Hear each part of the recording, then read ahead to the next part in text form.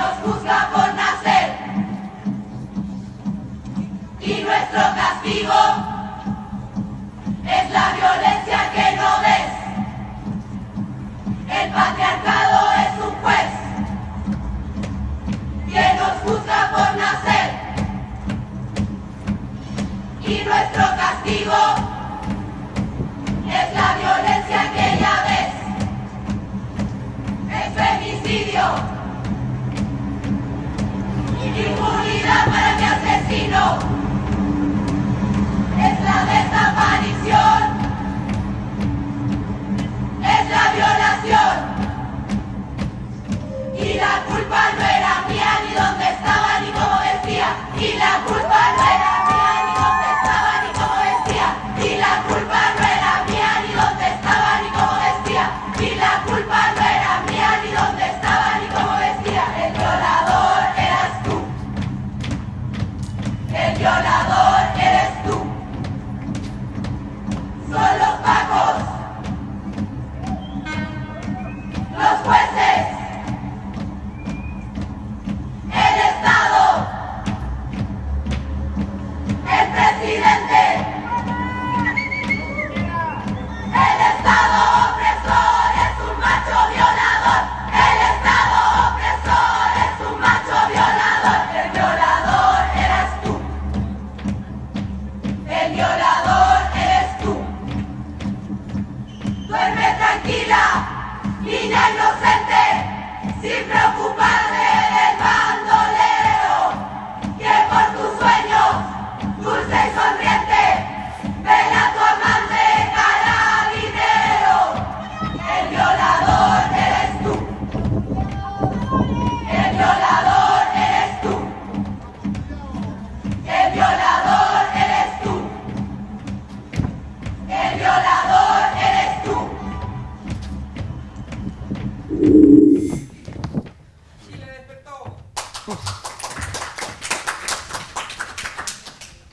There is a clue here. For some of us, it's not just a clue, but the coup to take center stage.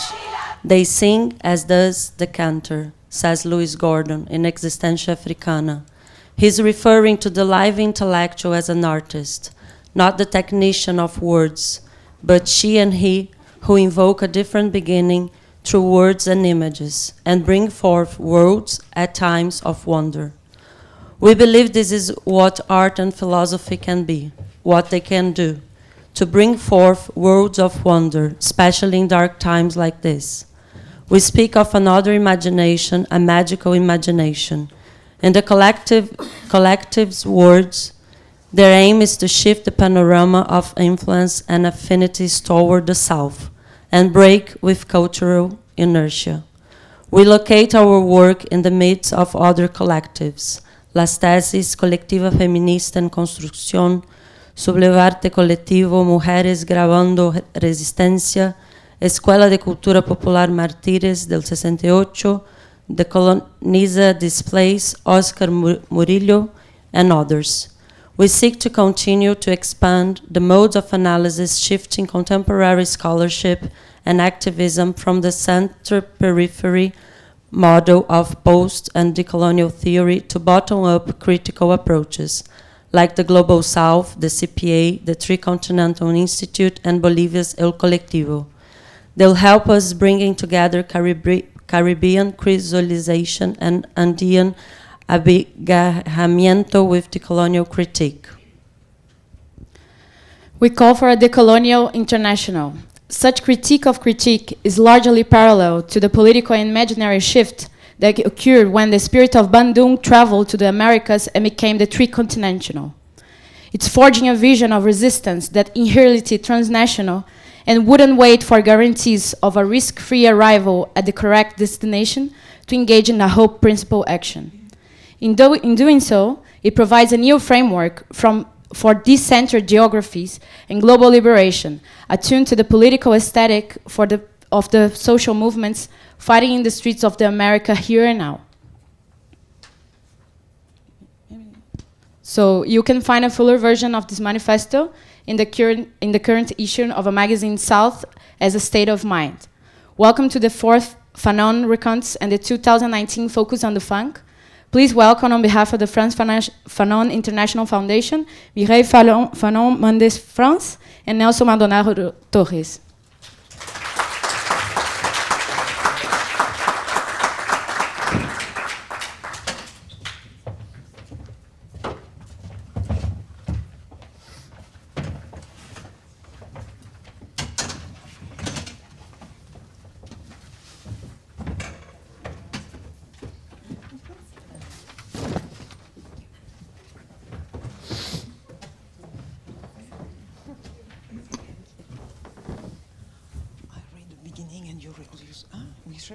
Okay. I don't know if I have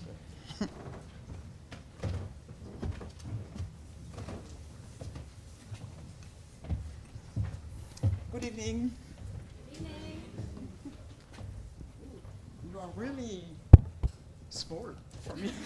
From where on the stage it's make a huge difference.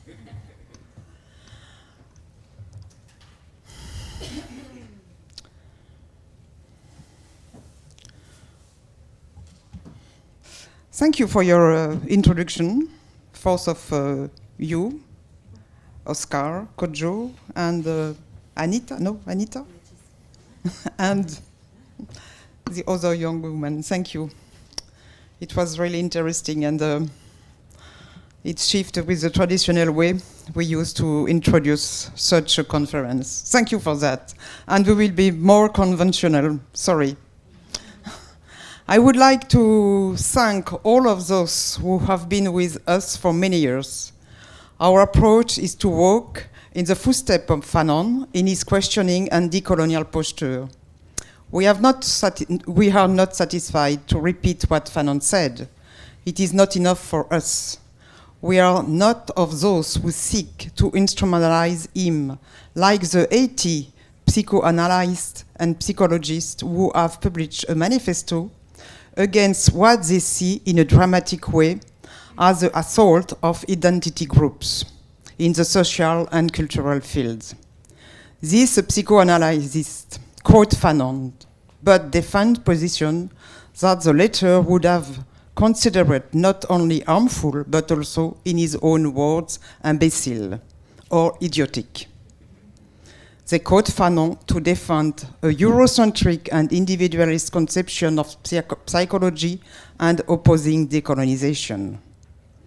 In contrast, we think of the world as a political project in the making, where the other will be part of the collective project, where the human will find his place, his desire to live, to continue. Mireille and I would like to thank all of those who have traveled to join us and think about decoloniality during these 2 days. The Feminist Colectiva, the Colectiva Feminista en Construcción from Puerto Rico, decolonized this place from New York City, Louis Gordon, philosopher, musician, Jacques Martial,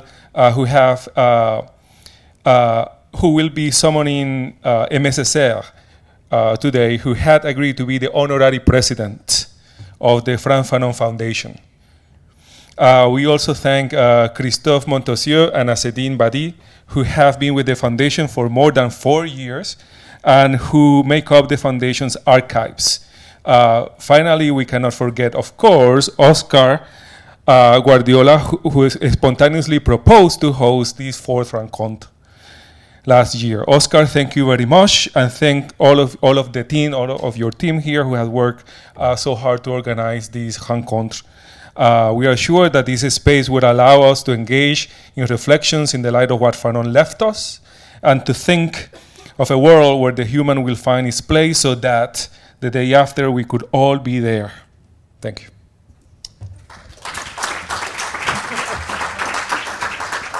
And of course, I would like to thank Nelson Maldonado Torres, who is a member of the Frantz Fanon board, and he is also a very precious friend to me.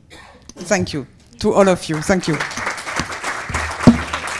I also just want to say a word about the Rutgers Advanced Institute for Critical Caribbean Studies, who has gladly sponsored this activity, and we have enjoyed working with Oscar organizing this. Thank you very much.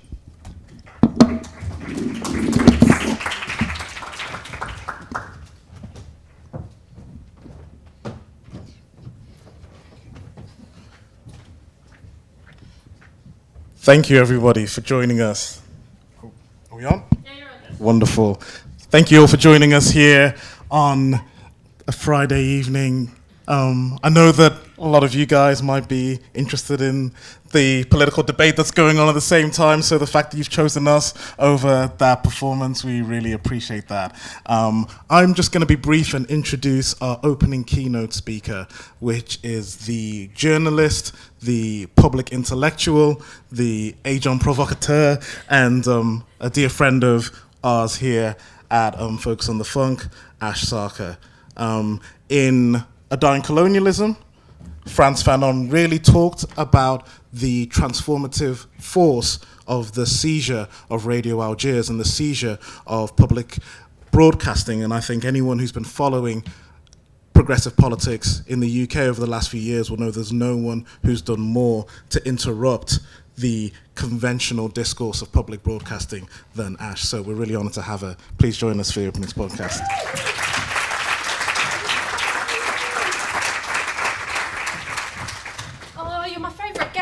Kojo. All right, can you guys hear me from this one? Is that fine? Cool. How are we all doing? That was a bit limp. How are you all doing? Good. Because, giving talks like this, it's a bit like, being a spider, right? I'm definitely more scared of you than you are of me.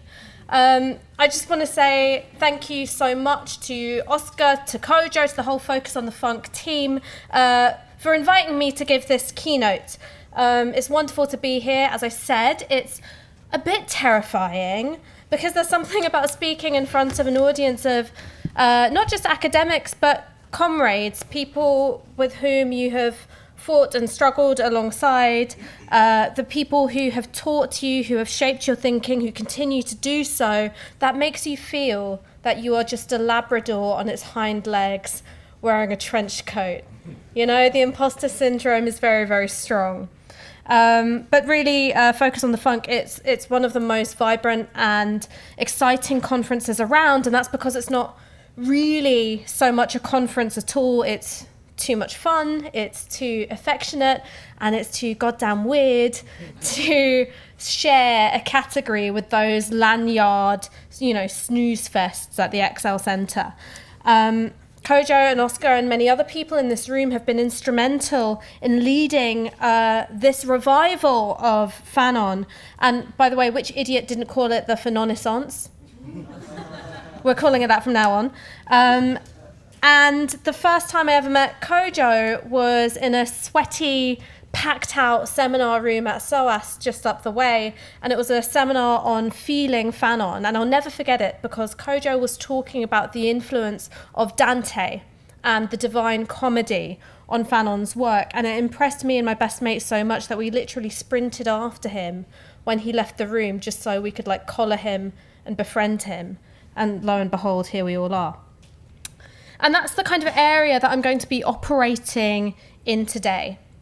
I've named this talk, What's the Word, for reasons which will hopefully become clear to you. And I don't think I can tell you anything new necessarily about the theory, because for lots of people in this room, the theory has been your life's work. And I don't think that my imposter syndrome would let me cope with trying to teach Fanon to Lewis Gordon. So instead, what I want to do is talk about Fanon in relation to empathy, to desire, and to longing in transnational solidarity. And I want us to think very seriously about how cultural artifacts shape our understanding of what it means to form connections with one another and how they inculcate a sense of collective selfhood. I want us to talk about storytelling, about poetry, and why we need these forms of representation which quite openly tell us lies to approach anything which feels like an honest political purpose. So, where does Fanon come into this? As readers, I think we have a duty not to treat Fanon, or indeed any other writer, as like one of our age mates, right? Like, you know, we are not boys. We do not know each other, and that's okay. You have to engage critically and sensitively with the specific historical conditions which produced Fanon's work and produced his thinking, because alongside the Fanonissance, which I've been very, very happy to see, there have also been, I think, various misappropriations and co-options of counter-hegemonic ideologies, and this happens in such a way which reduce counter-hegemonic ideologies to mere rhetorical gestures. So, like, you know when you see an event and Fanon is being invoked, and it's kind of like, oh, decolonize the Tate Modern or decolonize the Tate Britain. And I'm just like, well, are the paintings still there? Did you rob the Tate Britain? No. You just threw a party and you invited brown people to it. You know, you didn't decolonize the Tate. And so I want to make sure that we steer clear of reducing the rupture of the decolonial to mere metaphor, mere rhetorical gesture, or worse still, a form of branding. But at the same time, there is a danger of being too reverent to a text. So it's important, yes, to approach a text with sensitivity and with intellectual rigor, but I don't think it's possible to subordinate our reading and our experience of a text to the imagined wisdom of a time we do not live in, a place we do not inhabit, a subjectivity that we are not. Stuart Hall once said, rather than trying to recapture the true Fanon, we must try to engage the afterlife of Frantz Fanon. And the only place where I would quibble with the good Professor Hall is his use of the singular. It would be more true to say that we're engaging with the afterlives of Fanon. And any such interrogation of his writing is itself a form of cut work. We're playing games with context. We are playing games with texture and with contrast. And so here, theory becomes yet another twist of the wrist that turns a kaleidoscope. So what I'm trying to say is I'm not claiming to have the final word, and as Fanon himself put it, I'm not the bearer of absolute truths. So what's the word? The question of solidarity, I think, is inseparable from how we come to recognize it. And the way in which we know this is just think about how we use the word solidarity. It is miles and miles and miles away from its sociological origins. For Durkheim, solidarity was kind of a bloodless concept. It's merely the adhesive social substance generated by the interdependencies which arise out of the division of labour in industrial society. And so we don't mean that when we use the word solidarity. Like, who the hell uses solidarity to mean that? Nobody. That's not what we mean when we say solidarity with X, Y, Z in a time of conflict. That's not what we mean when we say solidarity when your comrades are out on strike, or when you're at a pub with a bunch of Trotskyists and someone's been dumped and for some reason you still say the word solidarity. I'm sorry, you've been dumped. We say solidarity basically when what we mean is mutual aid, and when we want our words to have the quality of action, when what we want to express is empathy or support or love. Solidarity is a word which is meant to explode the normal confines of human sociality. We say it when we want to traverse boundaries, whether those boundaries are the borders of nation states, the walls of a household, or the prison of individual subjectivity. So we don't recognize solidarity because of some supposed resemblance it has to theory. It's because, I think, we detect some kind of prefigurative quality in the expression of solidarity. because we recognize some shadow of a better way of living and are moved by it. I think a lot about how we recognize things that we don't have words for yet. And Kojo, you've got a baby, so you know exactly what I'm talking about. The way we have these sorts of, these proto-words, proto-sense of things that we can't possibly know. So the proto-words which everyone talks about are things like yuck, like ugh. It's kind of the same in every culture. Same with like mama, mama, mama, mama, ma. And these are sort of socially reinscribed. It's the noise babies make. It's reinforced from the outside, and then that's how we know the word mother, or how we know the word for yuck. And I think that political solidarity has something of this protean quality to it. It has something perhaps of the quality of music. We can hear music before we know what it is, before we are able to process the concept of this sound being something which is outside of us. We hear music from before we were born, muted and in the dark, the sounds pulsing through amniotic waters. And perhaps for the purposes of this talk, I'd like you to imagine that you could remember what that was like, to feel the low rumble of bass, percussive thumps and fragments of melody reaching your brand new hands towards a song that you don't yet know is even a song. Because I think that is itself an analogy for how it is we experience hope in politics. We're reaching out for something and we simply don't know what it is yet. For Fanon, solidarity is both the participation in and the product of decolonial national struggle. So it's more of a verb than it is a noun.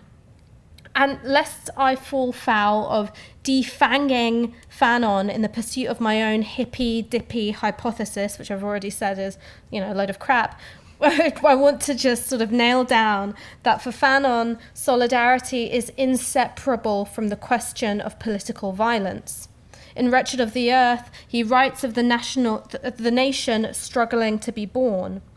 The practice of violence binds them together as a whole, since each individual forms a violent link in the great chain, a part of the great organism of violence which has surged upward in reaction to the settlers' violence in the beginning. The groups recognize each other, and the future nation is already indivisible. The armed struggle mobilizes the people. That is to say, it throws them in one way and in one direction. So it's really important to draw a distinction here. Fanon is not talking about violence as a metaphor, okay? Not a metaphor. Armed struggle, real armed struggle. And the reason why I say this is because I've taught Fanon to my students, and they were like, but he didn't really mean it, did he? And I'm like, yeah, he fucking meant it, love. So we are far beyond the terrain of, existence is resistance, or, self-care is warfare. No, warfare is warfare. So Frantz Fanon talks about violence, he is talking about violence. But being alert to that fact does not foreclose the possibility of being alert to fictive, poetic, and musical qualities of Fanon's work, or even the imaginative potentials of understanding Fanon through these lenses. Violence is both hammer and anvil in shaping selfhood, and in Fanon's work, it attains a poetic logic all of its own. So the traumas of colonial violence are inscribed upon the body. The native's back is to the wall, the knife is at his throat, or more precisely, the electrode at his genitals. He will have no more call for his fancies. The native discovers and transforms it into the pattern of his customs, into the practice of violence, and into his plan for freedom. The physicality of torture and its instruments are then the figurative coordinates by which Fanon understands colonized subjectivity. In the colonial world, the emotional sensitivity of the native is kept on the surface of his skin like an open sore which flinches from the caustic agent, and the psyche shrinks back. And it's worth remembering that in his earlier work, Black Skins, White Masks, the book itself is considered something of a bodily expression of a psyche that has shattered upon impact with the racist organization of empire. I explode, here are the fragments put together by me. The knowledge of one's own blackness is itself transformative, is itself dreadful, and is in itself fatal. And it's with that sense of cultural artifacts being able to hold something of the body and the decolonial subject that I would like to introduce a very brief clip of music. So Kojo, when you first asked me about transnational solidarity in the decolonial, I didn't actually think about Frantz Fanon at all. I thought about Gil Scott-Heron, and I thought about his 1975 record Johannesburg, but this is a live recording from 1988, and I'm just going to play a bit of it, and it'll make sense as I talk why I chose a live recording rather than a studio one. Okay, so I'm doing this sort of backwards, and I can't see where the cursor is, so you've got to play like hot or cold with me. Like, is that hot? Yeah. Yeah? Oh, no! Okay, wait. Hey. Yeah, yeah, yeah.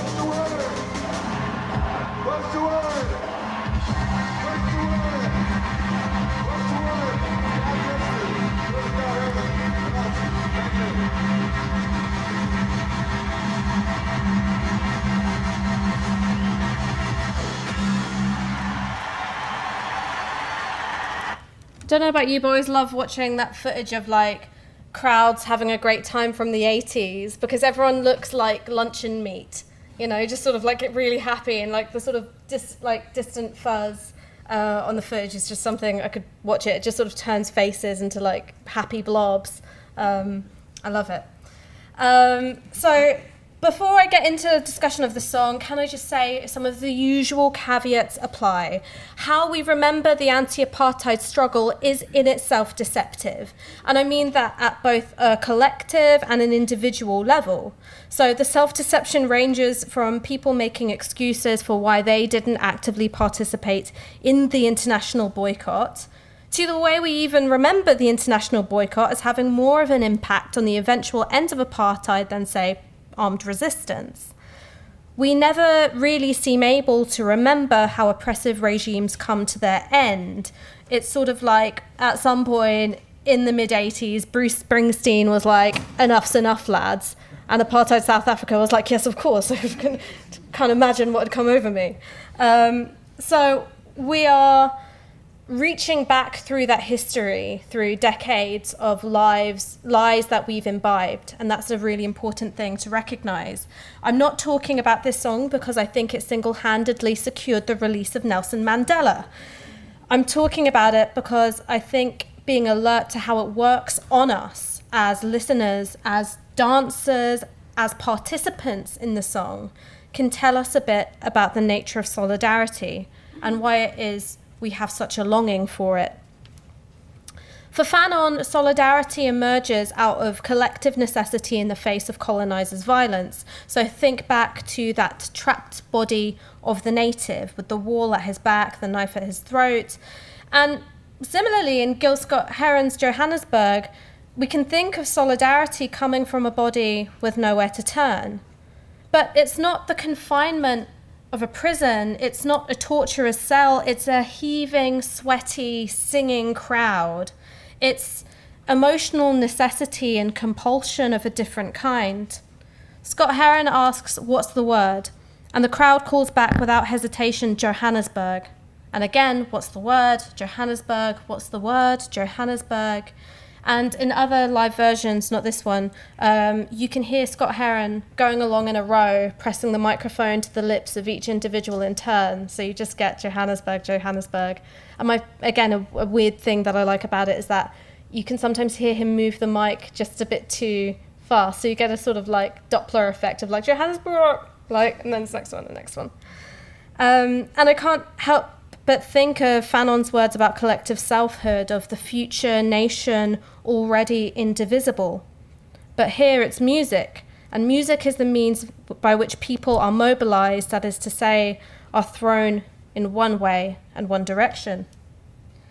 And of course, the form here is as important as the content in constructing a sense of solidarity.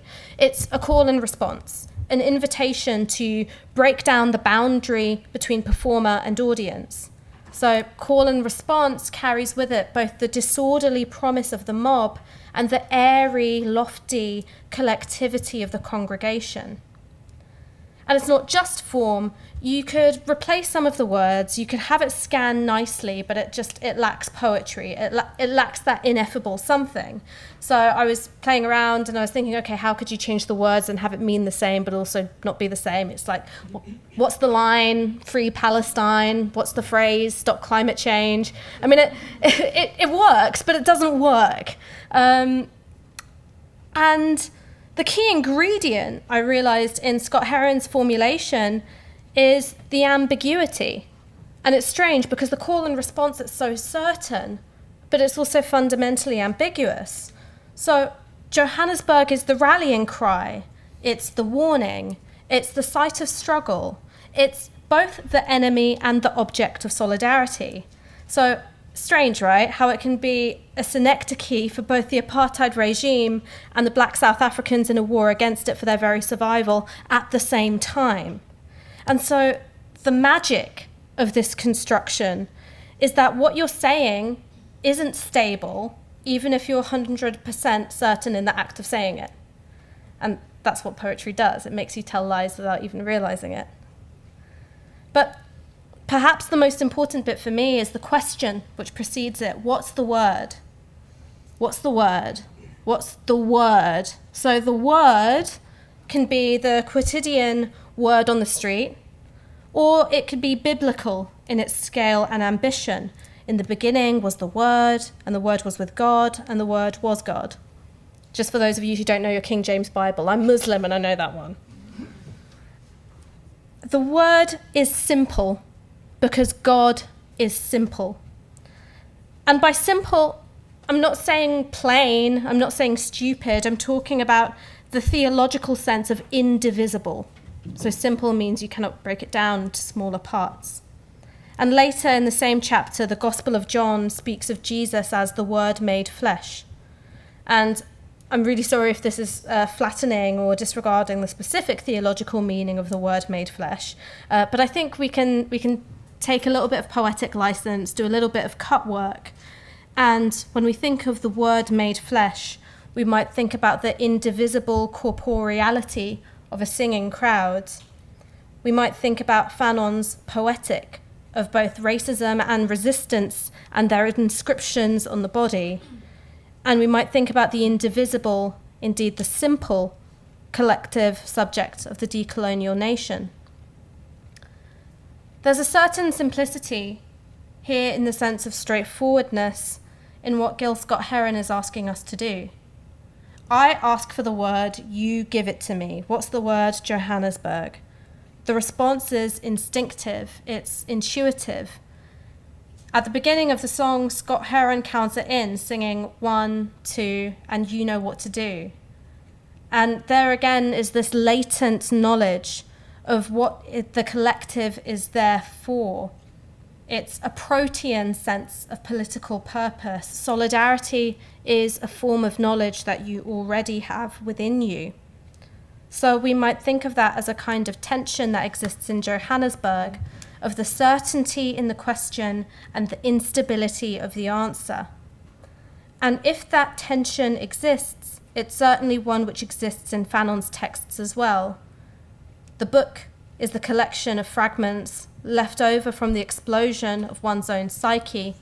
The decolonial body politic exists whole and almost united in its struggle to free itself. And this poetic, I think, has implications for how we conceive of and enact solidarity across borders. And I'm using the word poetic very deliberately here, not simply because I'm trying to draw attention to the metaphorical or literary qualities of music in theory. I'm using the word poetic because poetry, quite happily, is both indivisible and unstable at the same time, in a way that I know is often mistrusted by people from other disciplines. And fair enough, really. You really don't want to date a poet.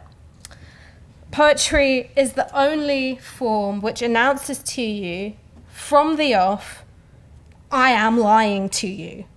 Right? That's what a poem does when you read it. It says, I am lying to you. My meaning and your whole world turns on a sleight of syntax, and you can never fully rely on what it is that you're hearing. Yet at the same time, you are constantly invited and compelled to allow these lies, the lies of poetry, to resonate deep within you with the ring of truth. And that is somehow because of, rather than in spite of, its heightened artifice. Spivak writes about operational essentialism, that there is a strategic need to rely on unstable categories of identity like race, like gender, in order to construct counter-hegemonic blocks capable of achieving social change. And I think that we can see that there is a place where operational essentialism overlaps with this poetic that I've just identified with Gil Scott-Heron's work. The word Johannesburg is transformed through its repetition. Again and again and again, Johannesburg means different things. And then New York's like Johannesburg, LA's like Johannesburg, Detroit's like Johannesburg, London's like Johannesburg. Freedom ain't nothing but a word.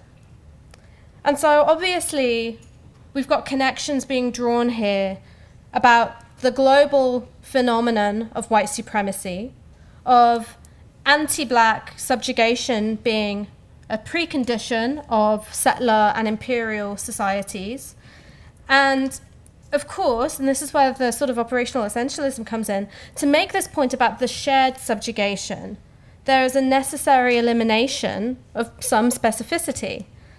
And I don't know about you guys, but I feel like as a veteran of the diaspora wars on Twitter, you know, the minute you start trying to construct some of these broader categories of shared subjectivity or indeed a shared structure of feeling, things can get a bit hairy. But I think in the case of this song, rather than detracting from Johannesburg's social meaning, Gil Scott-Heron's dizzying list of dislocations contributes two things. The first is what I would call the operational sloppiness of solidarity, a strategic disregard for social taxonomy, a blurring of boundaries, a muddying of definitions in favor of imposing a politically useful structure of feeling. But the second, and I think that this is where we can find another point of contact with the work of Frantz Fanon, is Gil Scott-Heron's evocation of a global black diaspora held together, ironically, by experiences of dislocation. And there are reasons to be cautious of essentializing even this quality. Again, in Black Skins, White Masks, Fanon writes, the black soul is but a white artifact. But I think we can also suggest that his journey over his life and his work is defined by such experiences of dislocation and of movement. He is Martinician in the French West Indies. He is inescapably black in France, and he speaks as an Algerian when he is part of a revolutionary moment in North Africa. Edouard Glissant argues that Fanon's hybrid identity is itself a product of a distinctly Antillean experience, and I'm certainly, I think, in full agreement when he argues that truth in Fanon's writing, like in poetry, is to be found in ambiguity, discontinuity, traces, and remembering. Because it's true that Fanon's most well-known works are characterized by a rejection of racist humanism, the consistent racist humanism, and an association of human contact with pain, as with touching an exposed nerve. But tucked away in his 1952 essay, The North African Syndrome, there is this longing for contact, for touch, that I don't think you see in many other places in his work. He talks about arriving in Algeria, that there are tears to be wiped away, inhuman attitudes to be fought, condescending ways of speech to be ruled out, men to be humanized. And yes, in this place, perhaps Fanon uncomfortably resembles the patrician humanitarians who he would later come to skewer. But I think this yearning for something softer, there's something in that, and it's worth thinking about. Because it seems to me that we're in an era where the very expression of transnational solidarity is policed as being inherently suspect. And I thought about it a few weeks ago with the coup in Bolivia. It's a military coup. You have movement for socialism, like mayors, dragged through the streets, beaten and shaved. And yet you've got the sensible centrists of British political discourse in the pages of The Independent and online saying, well, this is far too complicated for you to even comprehend.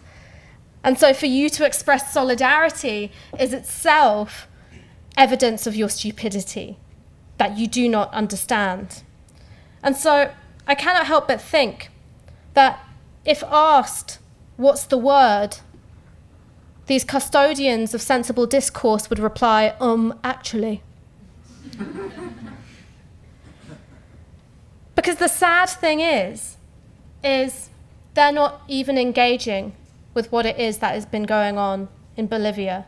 Similarly, when they've been talking about Chile or when they've been talking about Venezuela, these are not substantive engagements across transnational boundaries. They are just wedges to delegitimize the British left.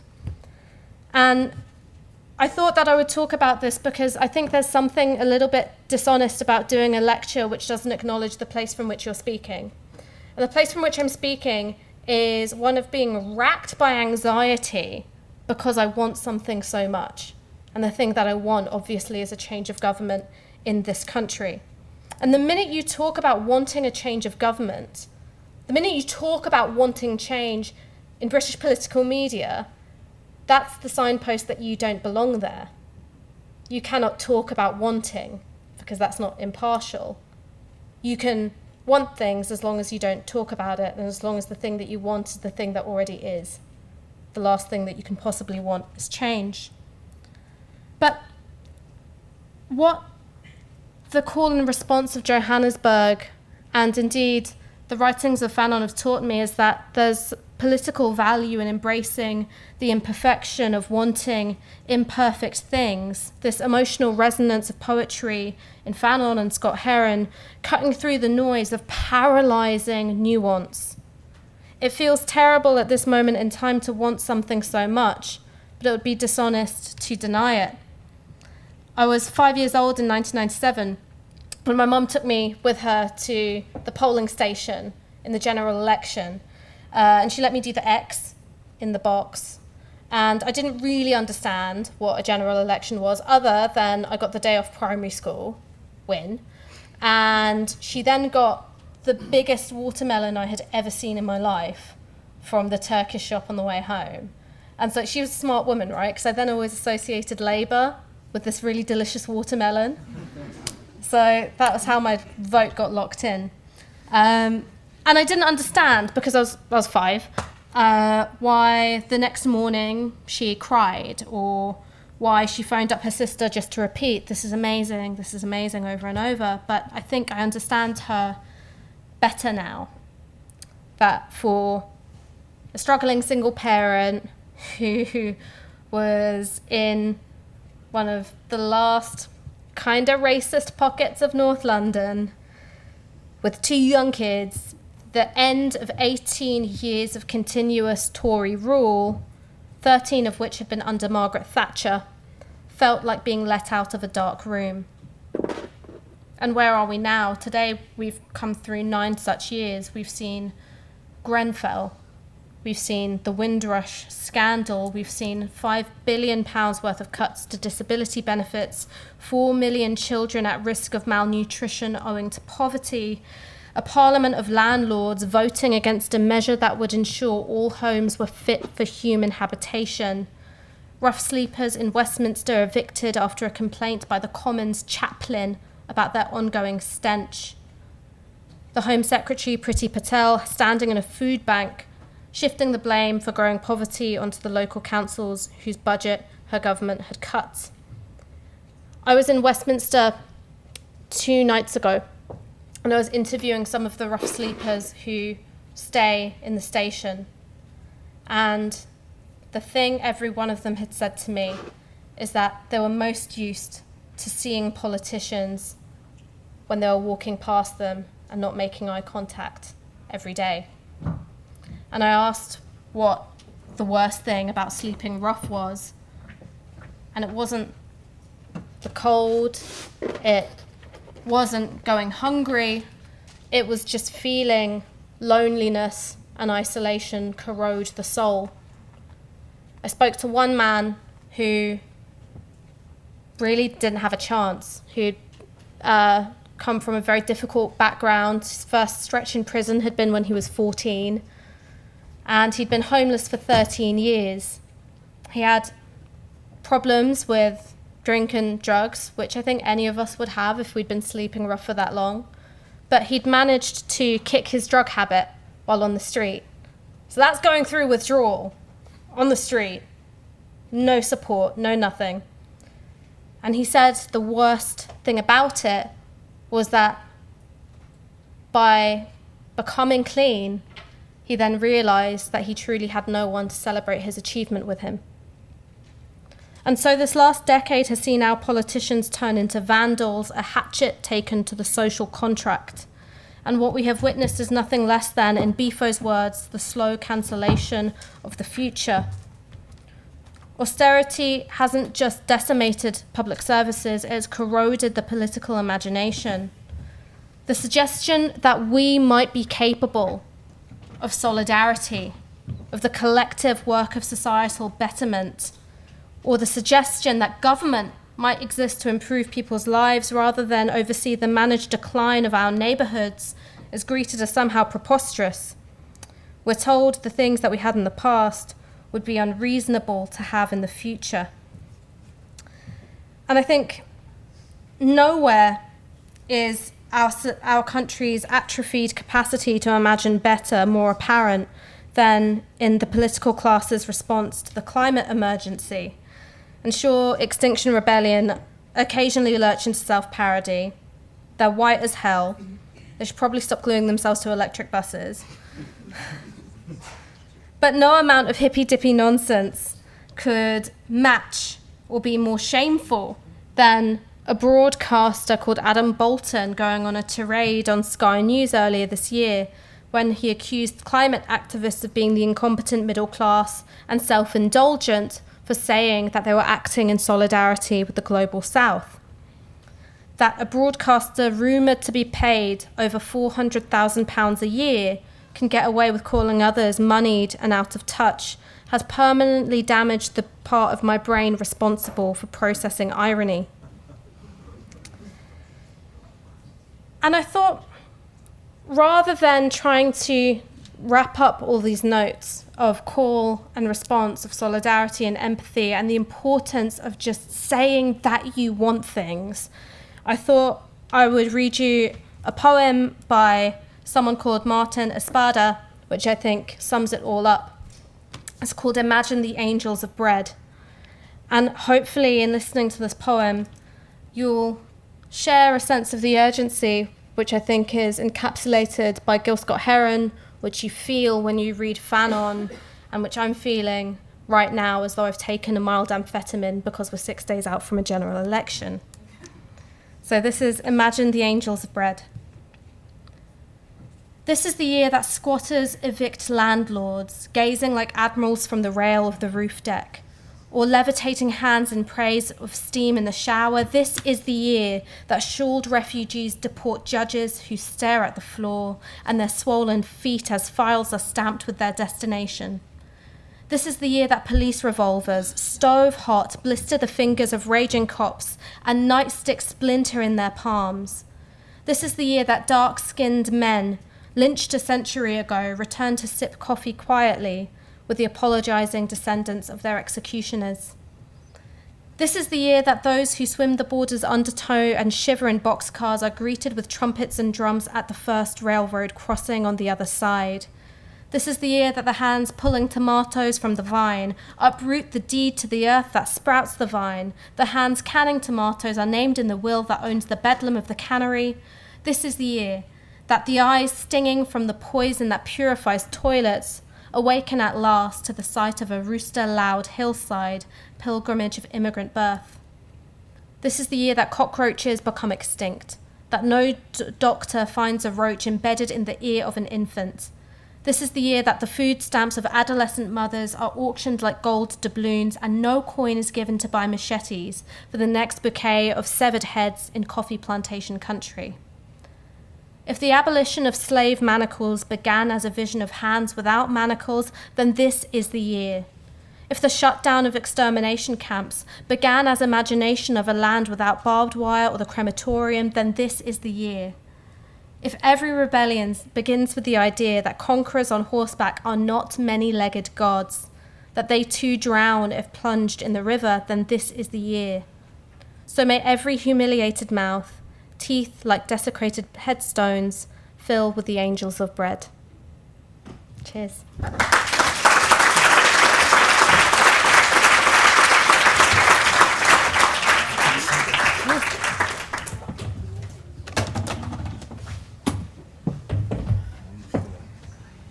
really like the setup of, like 2 chairs on the stage. It feels like couples therapy. Pretty much is. Thank you so much for that, Ash. It's a real gift to hear you engage, with theory and literature again. It always just tickles me whenever I hear, following a Question Time appearance or Newsnight appearance, all of this assumption that because of your wit or because of your quickness of delivery, that somehow there's a certain, shallowness to your kind of political critique, with the shadows of racism and misogyny obviously sitting in the back. And I just always read that and I think you have no idea the kind of theoretical and literary depth that, Ash is coming from. So it was great to hear you speak within that idiom as well. It's the illusion of depth, right? That's the name of the game. It's like lacquer. Exactly. I'm sure a lot of people have some thoughts, some reflections, some questions following Ash's presentation. So we're going to spend the next 20 minutes or so taking audience engagements and hopefully responding to them with the same flair as before. So don't be shy.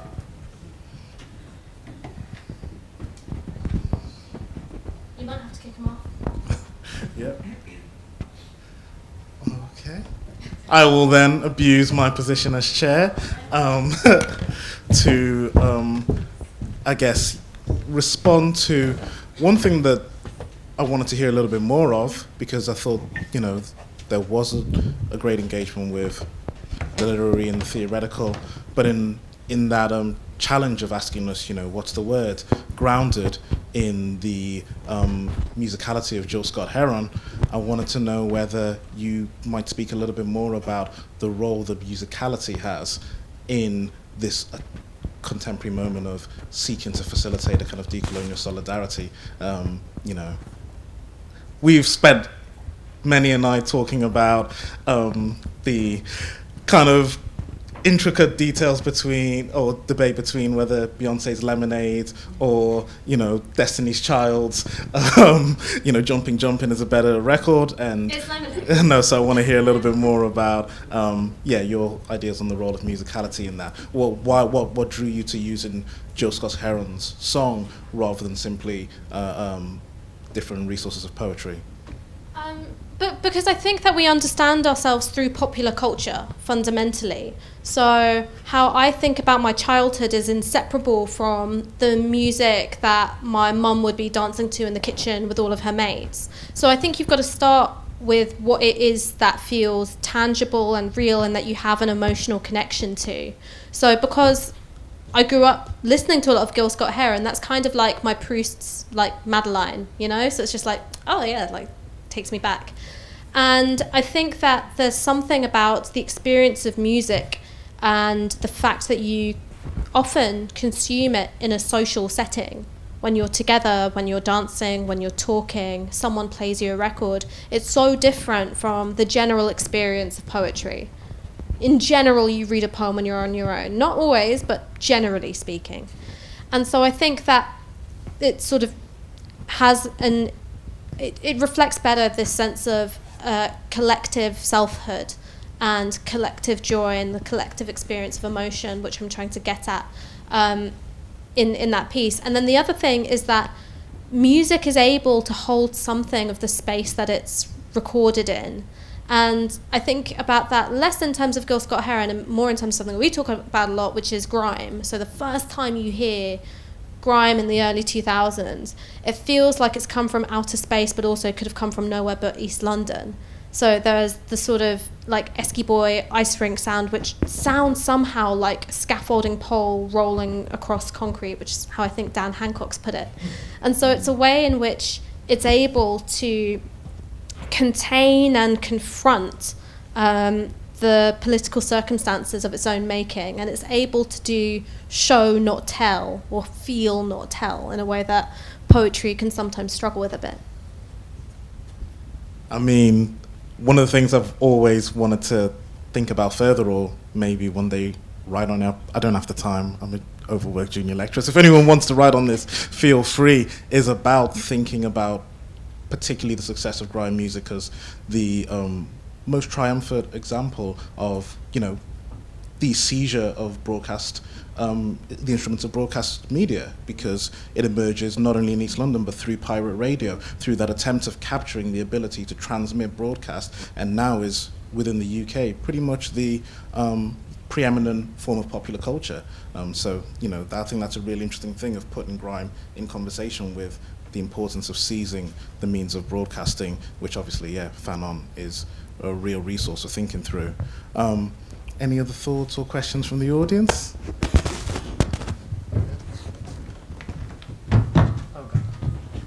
Thank you. Thanks so much, Ash. That was amazing. Yeah. Okay. I can speak loudly. That's okay. Okay. We can hear you loud and clear. Yeah. No, it's okay. Go for it. So, no, I think maybe I'm too loud. Okay. Yeah, I think I'm too loud.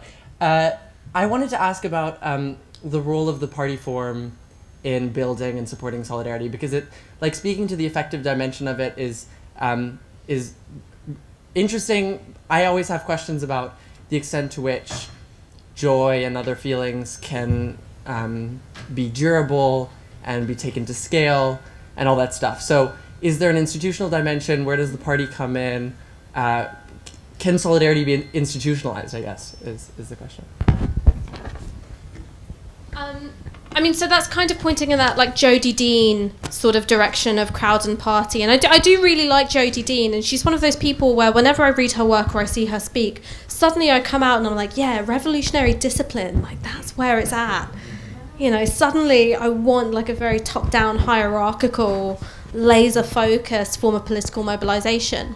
And so I think that you cannot bank on the affective to be an effective mode of social change. You simply can't do it, and you've got to find ways of institutionalizing it, because emotions by their nature are fleeting. But I've seen it built up and sustained through two avenues. So one is actually club culture, because you think about club culture as the institutionalization of a particular emotional affect, and it's a very successful way of doing that.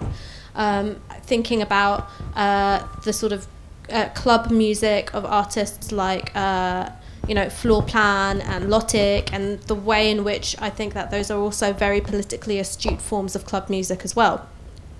And then the flip side of that is then obviously the sort of extra parliamentary dimension of political organisations. And so you've got this at the moment in both the UK and the US and elsewhere through Europe as well, where you've got this sort of within and against relationship to already existing party forms. So you've got that at the moment with the Socialist Party in Germany, obviously here with Labour and the Democrats in the US as well. And what they need to sustain themselves, the sort of within and against motion, is a sort of wider ecology of organisations which are dedicated to political education, political organisation, and also just being fun, like having like a subcultural element that makes people want to be a part of it. And I've not seen anyone really do that much better than The World Transformed. They've done incredible stuff here in the UK, and every single year the stuff they do is just sort of like bigger, madder, more of a spectacle.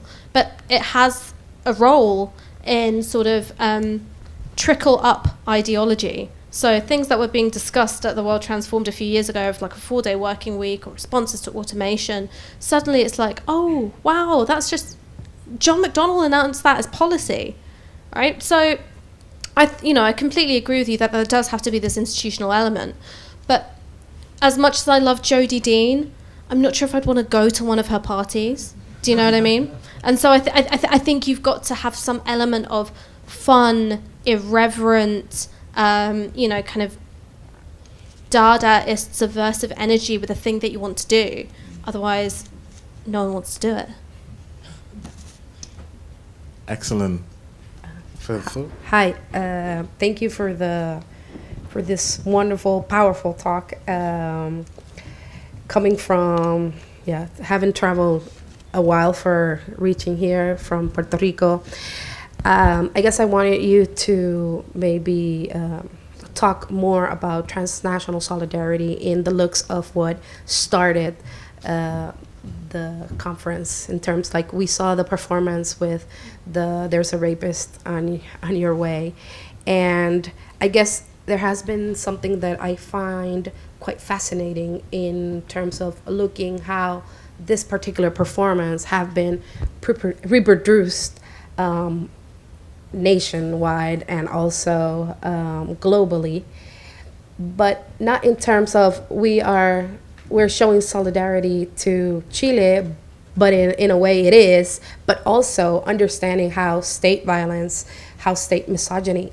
operates in our own territory. So I guess there has been kind of like a rupture in how do we actually are solidarious, not by I hear you, I see you, because what started like the mass mobilizing in Chile was directed to austerity and against Presidente Piñera. But then the whole movement became, in a way, grasping other struggles as well.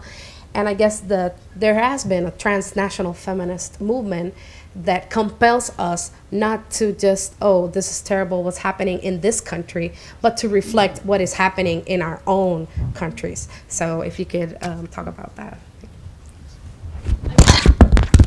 I think you put it very, very well. And so I'm going to more add to what your observations were rather than trying to address it as a question. I think the power of There's a Rapist in Your Way is you're right. The form of the performance itself means that you can't have like a patrician response to it. So you can't go, oh, that's so terrible for those women over there. If you're to replicate There's a Rapist in Your Way, you have to embody it. So by its nature, the physicality of it, you are performing a rupture within your own context. So it's both a recognition, a mutual recognition of sites of struggle, but it's also a sort of, a horizontal and rhizomatic, upspringing of that way of confronting power structures within your own society. And I think that there's something about dance and the power of dance as performance. And even though the choreography itself is so simple, it's visually so striking, it's got such a low cost of entry. You just need the words, the beat, and the blindfolds and a crowd, and you're ready to go. Which I think makes it an incredibly democratic form of both performance and protest. And so all those things add up to you can replicate it easily. And because patriarchy is a global phenomenon, because sexual violence as a means to terrorize a gender binary into existence is a global phenomenon, it means that you are unable to other it as simply being something which matters for these people over there, and you can have a sort of Angelina Jolie descending from on high way of engaging with it as a site of struggle. But I think I need a little bit more time to think about the quality of dance and what that does. And I think there's something about the sort of clubby beat behind it as well, and the sort of the way in which the fact it's not a physical drum beat, it's an electronic drum beat, it creates a different sort of dimension, and it almost has already one eye on virality in a way that I think it wouldn't necessarily if it was a live performed drum beat right there. But these are things which I'm sort of grasping at straws, and I'm trying to work out why it is, as a model, it can be replicated so easily. One of my students replicated a performance of it in Amsterdam as well. She's Chilean originally, but did it with a lot of her friends. And so it was, I don't know, a time of like immense pride when she sent me the video. I'm still sort of emotionally processing it. It felt like I got to know her in a way that I didn't know her previously, despite having read her work a lot. Excellent. Go ahead. Just to mention that tomorrow the performance is going to be done again. It's going to be, sorry. Just to mention that the performance is going to be done tomorrow again in Potterfields Park at noon. So if anyone wants to join, please come. It doesn't matter if you don't speak Spanish because the song is Spanish, but just to show solidarity.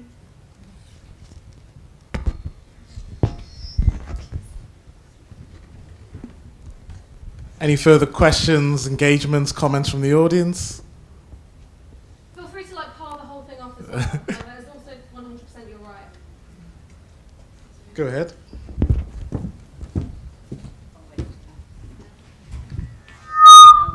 Thank you. I really loved your talk, and I was really fascinated by what you said about how it almost puts you in a really vulnerable position to admit you want change, and how it requires a lot of bravery, because that can be quite a shameful thing, particularly when what a lot of people in this room want seems so other than how we actually live today. And I was wondering if you saw performance as a way to make that more celebratory, or make the pain of that longing more of a positive, without erasing the fact that it's painful, or if you could speak a bit more on it.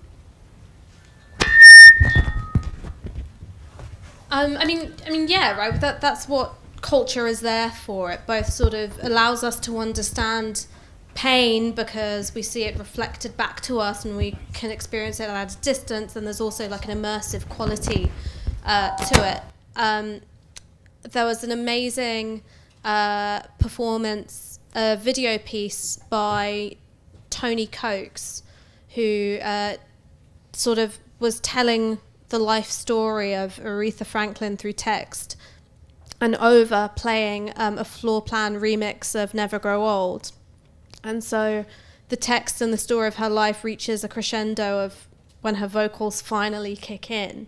And after it's somewhere between a performance and a screening was over, I looked around and absolutely every single person was crying. It was mostly an audience of people of colour, and it was Aretha through politics, so sort of as we'd never seen her before. So yeah, I think performance and culture really is important for dealing with that pain.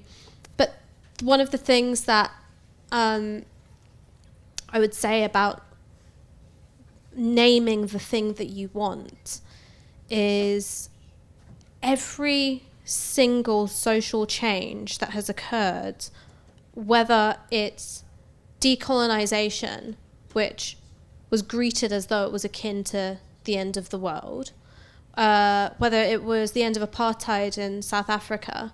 My mum was telling me about how she felt seeing Nelson Mandela walk free. She said that she never thought that apartheid would end, that it could never end. It was like the Himalayas. It was just a natural feature of the world and its organization. You think about the foundation of the NHS, because I went back and I was reading through Hansard to see how politicians had reacted to the NHS being founded. Nothing less than both Nazism and Stalinism at the same time, according to conservative politicians.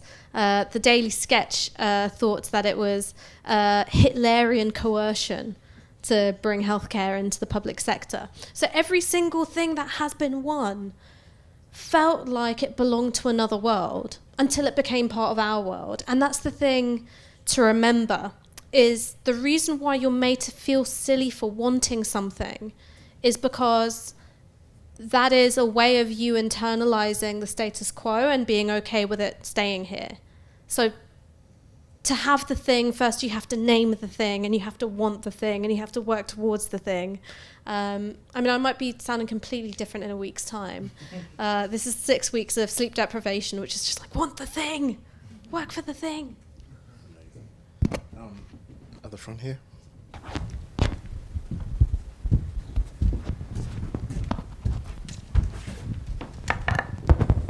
Thank you.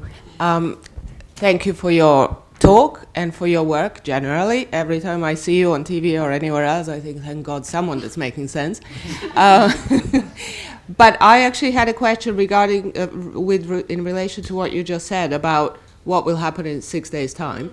And I was thinking earlier today, I have this sense that there is a great sense of solidarity at the moment.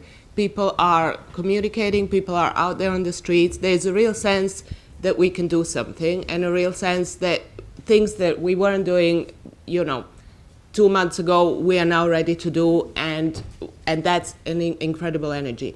And I was thinking today, what do we do, regardless, well, not regardless of what happens, but how do we galvanize that, and how do we hold on to that solidarity long term? So how do we hold on to that solidarity long term? And the sense of hope. So one, the networks that have been formed are not going away. And I clocked this because my experience of politics from the moment I was politicized, which was sort of 11 and the Iraq War and being part of the school walkouts, because I just sort of thought, well, if I miss double maths, obviously the war won't happen, and then it did, to protesting when Operation Cast Lead was happening, to going to university, and the first thing that happens is tuition fees get trebled, is I thought that the history of the left was one of defeats. Like, it really put me into a mindset where I could not recognize the emotion of hope when it was in front of me. And 2017, like everyone else, when that snap election was called, I was like, that's it, it's over, we're done. Like, Theresa May, have fun stamping on my face, game over. Because I simply could not appreciate that there were certain forces of history that were in our favor. So even if it is not this time, those forces still exist, that huge generational gap in wealth still exists, the climate crisis still exists, the need for reparative justice on a global scale still exists. And there is no force on earth that can stop us communicating with one another anymore. So that's the first thing. The second thing, and this is a much more literal way, is I was thinking about this because Alfie Meadows, who some of you may have known or have heard of, 9 years ago was batoned by a police officer and he nearly died. He had to have emergency brain surgery. It was at one of the anti-tuition fees protests. We thought that because there were thousands of us out on the street that we would have to win. There was no way we could lose, and then we lost. And there were only 2 politicians who came to visit us during that time. And That's when we were waiting on word for whether or not Alfie was going to live. We'd lost the vote. We'd been kettled. We'd been beaten. Our friends had been arrested. And those two politicians were these absolute nobody backbenchers called Jeremy Corbyn and John McDonnell. And those networks from that day and from the depth of that defeat are now on the verge of taking power. So that's where we came from, that defeat, right? From how far back? From these like students who all had chest infections because they'd been like out on the streets and sleeping on a floor in an occupation all day, have come that far in 10 years. Now that we're almost knocking on the door of number 10, even if we lose, how far are we going to go in the next 10 years? So that's the way to think about it. I don't know if I'm deluding myself or you. Hopefully both.